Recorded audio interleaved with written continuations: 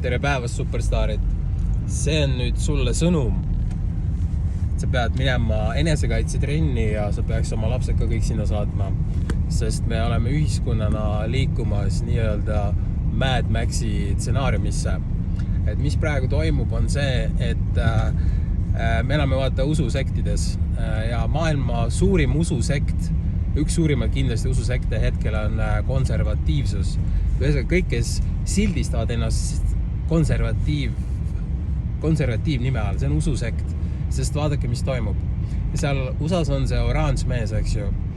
Ta teeb kõike seda, mida ta valimiste ajal lubas, et ei tee. Ta pidi olema rahupresident ja nii edasi, eks ju. Nii, nüüd ta järjest seal on võtnud sihikule erinevad riigid, Venezuela võttis ära, nüüd ütles, et ma hea meelega pommitaksin nii Kuubat kui Kolumbiat, siis ta tahab Kanadat endale, siis ta tahab Gröönimaad endale ja ta ütles, et me kui vaja, siis kasutame sõjalist jõudu, eks ju.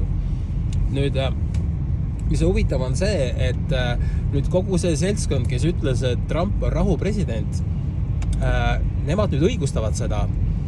Seda õigustavad siin Eestis kõik need konservatiivid, need Helmed ja kes seal on, need Ekred ja Varrod ja Varro nii väga seda, ütleme, maade haldamist ei õigusta, aga tal ei ole üldse imelik nagu, et tema kõik kamraadid, need Helmed, et kogu see seltskond kiidab nagu takka.